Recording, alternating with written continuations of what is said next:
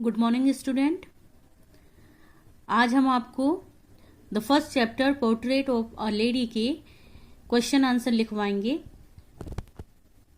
और देखिए, आप जैसा कि जानते हैं कि जब हम इस चैप्टर को पढ़ा रहे थे तो आपने बेशक बहुत अच्छे से समझ लिया होगा कि जो राइटर हैं खुशवंत सिंह, उनकी अपनी दादी के साथ बहुत परफेक्ट बॉन्डिंग थी।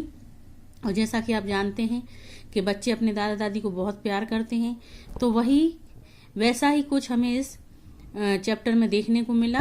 तो इसके जो टेक्सचुअल क्वेश्चन हैं वो इस प्रकार हैं। The first question is the 3 faces of the author's relationship with his grandmother before he left the country to study abroad.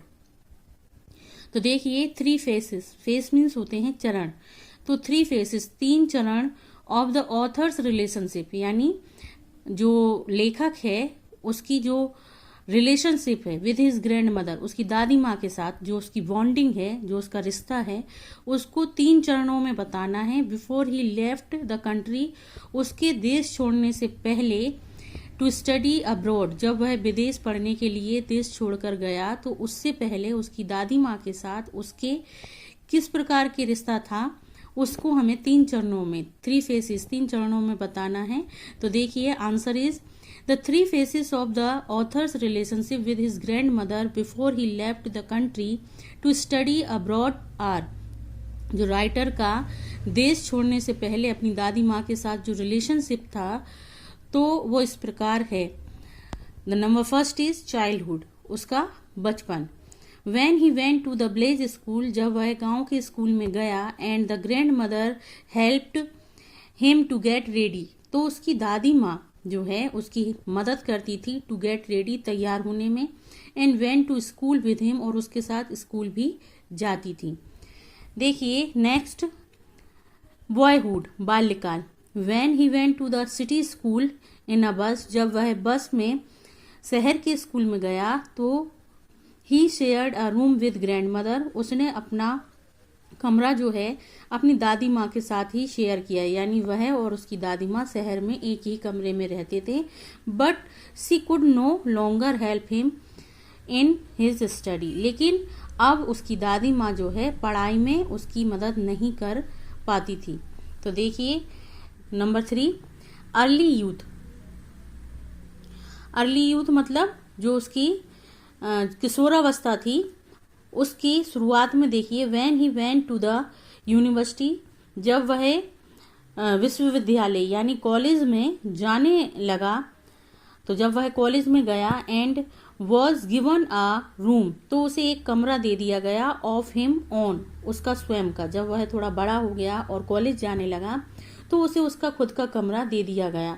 The common link of friendship was snapped, जैसा कि हमने आपको snap का मीनिंग बताया था, टूटना। तो जो कॉमन लिंक था, जो साधारण बंधन था और फ्रेंडशिप, मित्रता का, वो स्नैप्ड, वह टूट गया।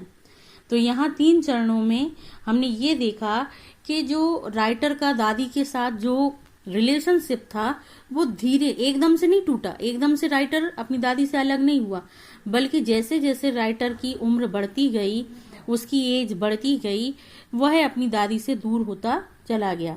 जैसा कि आप देखते भी हैं अपने स्वयं के जीवन में, जब बच्चे छोटे होते हैं तो अपनी दादी माँ से या दादा से बहुत लगाव करते हैं, लेकिन जब जैसे जैसे वह बड़े होते जाते हैं तो जो उनका एज डिफरेंस है, उनकी जो सोच है वो भी बदलती जाती है, और समय के साथ साथ वह अपने जो दादी दादा हैं या माता पिता हैं, उस एज डिफरेंस के कारण वह अलग और दूर होते चले जाते हैं।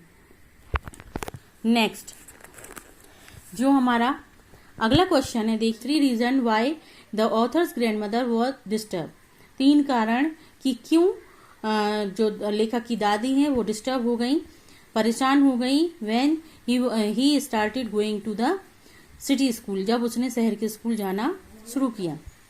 तो आंसर इज द 3 रीजन, 3 कारण, वाई की क्यों, the author's grandmother was disturb, कि क्यों जो लेखक की दादी माँ है वो परेशान हो गई थी, when he started going to the city school, जब उसने शहर के स्कूल में जाना शुरू किया, आर, वो हैं, first is she hated western science and learning, वह पाश्चात्य ज्ञान और विज्ञान को पसंद नहीं करती थी। Second is she was pained, उन्हें दुख होता था या उन्हें दुख हुआ टू नो, जानकर, that there was no teaching of God, कि भगवान के विषय में कोई पढ़ाई नहीं थी, एंड द स्क्रिप्चर देयर, और धार्मिक ग्रंथों के विषय में भी कोई पढ़ाई नहीं थी। Number 3 is she was allergic to music, उन्हें म्यूजिक बिल्कुल पसंद नहीं था। सी थॉट, वह सोचती थी, it was not mean for decent people and gentle folk, ये उच्च वर्ग के लोगों या कुलीन समाज के लिए नहीं होता था। It was the monopoly of prostitutes and beggars. Monopoly means हमने आपको बताया था एक अधिकार, प्रोस्टिट्यूट्स मीन्स वेश्याओं, ये वेश्याओं और भिखारियों का एक अधिकार था। अकॉर्डिंग टू राइटर्स ग्रैंडमदर, यानी लेखक की दादी के अनुसार उनका संगीत के विषय में ऐसा सोचना था। Next question is question number 3 way in which the author's grandmother spent her days after he grew up, वह 3 चरण या 3 तरीके इन विच जिसमें द ऑथर्स ग्रैंडमदर लेखक की दादी ने स्पेंट बिताए, हर डेज अपने दिन, आफ्टर ही ग्रो अप यानी लेखक के बड़े होने के बाद, यानी किन तरीकों से दादी माँ ने अपने समय को व्यतीत किया जब लेखक बड़ा हो गया। तो देखिए answer is the 3 way in which the author's grandmother spent her days after he grow up are, वह 3 तरीके हैं जिसमें दादी माँ ने अपने समय को व्यतीत किया राइटर के बड़े होने के बाद।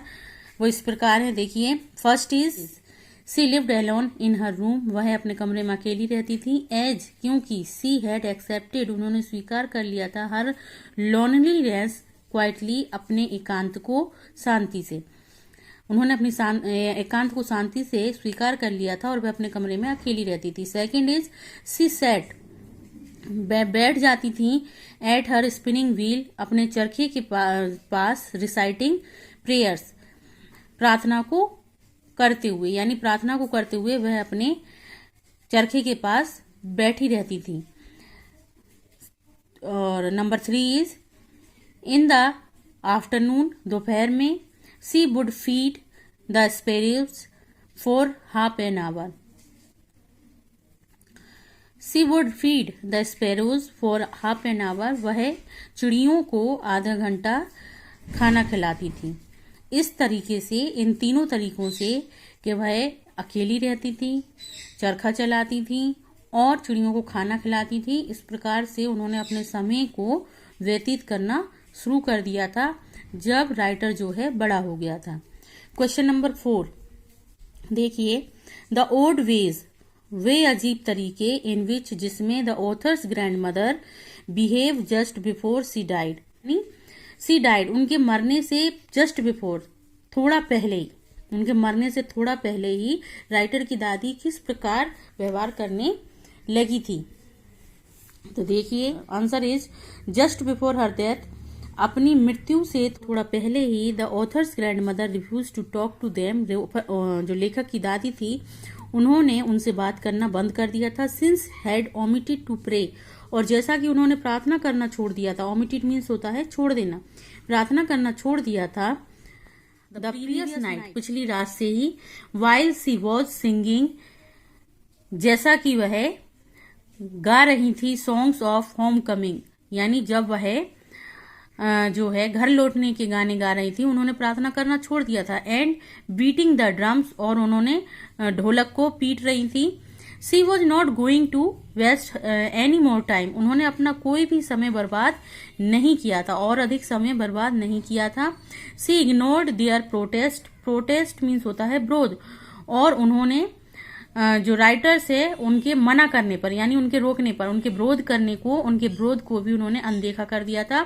सी ले पीसफुली, वह शांति से लेट गई थी, इन बेड, बिस्तर में, प्रेइंग एंड टेलिंग बीड्स में, यानी माला के मोतियों को जपते हुए और प्रार्थना करते हुए बिस्तर में वह शांत लेट गई थी। यानी कहने का मतलब है कि अपने मृत्यु से पहले उन्होंने इस प्रकार की एक्टिविटीज जो है दर्शाई थी और इसके बाद लास्ट क्वेश्चन जो टेक्सचुअल क्वेश्चन है, क्वेश्चन नंबर वो है, देखिए, द वे इन विच, वह तरीका जिसमें कि द स्पैरोज एक्सप्रेड, जो चिड़ियां हैं उन्होंने दर्शाया देयर सोरो, अपना दुख, when the author's grand mother died, जब ऑथर्स की दादी माँ मर गई। यानी किस प्रकार चिड़ियों ने अपने दुख को व्यक्त किया जब ऑथर की दादी माँ मर गई। तो देखिए, थाउजेंड्स ऑफ स्पैरो, हजारों चिड़ियां, सेट साइलेंटली, शांति से बैठ गईं, surrounding the dead body of the author's grand mother, यानी लेखक की दादी की जो मृत शरीर था उसके चारों तरफ, सराउंडिंग मीन्स चारों तरफ हजारों चिड़ियां बैठ गईं। हजारों चिड़ियां जो हैं लेखक की दादी माँ के मृत शरीर के चारों तरफ बैठ गईं। देयर वॉज नो चर्पिंग, कोई चहचहाने की आवाज नहीं थी। The author's mother throw some crumbs of bread to them, जो ऑथर की माँ थी उन्होंने रोटियों के कुछ टुकड़े उनकी तरफ फेंके। They took no notice of them, लेकिन उन लोगों ने, उन चिड़ियों ने उनकी तरफ नहीं देखा, कोई ध्यान नहीं दिया। एज सुन एज, जो ही the grandmother's crops was carried off, जो ही दादी माँ की मृत शरीर को ले जाया गया, तो दे फ्लू अवे क्वाइटली, वे भी शांति से उड़ गईं। दस, इस प्रकार द स्पैरोज एक्सप्रेस्ड देयर सोरो, इस प्रकार जो है चिड़ियों ने अपना दुख व्यक्त किया। देखिए, ये 5 टेक्सचुअल क्वेश्चन जो हैं आपकी टेक्स्ट बुक के first chapter the portrait of lady से हैं, और मैं ये आशा करती हूँ कि आप इसको नोट डाउन करेंगे अपनी कॉपी में और फेयर कॉपी बनाएंगे। देखिए, जो मेहनत आप 11th में करेंगे वही आपको 12th में अच्छे परसेंटेज और अच्छे मार्क्स दिलवाती है। इसलिए पढ़ाई पर जी तोड़ मेहनत कीजिए। ये मत सोचिए कि आप घर पर हैं तो फ्री हैं, आपको घर पर भी उतनी ही मेहनत करनी है जितनी आप स्कूल में करते हैं, और बल्कि उससे ज़्यादा, क्योंकि आपका जो गाइडेंस है वो मोबाइल के थ्रू हो रहा है। इसलिए आपको अपने ऊपर ज़्यादा मेहनत करने की आवश्यकता है। Okay, thank you.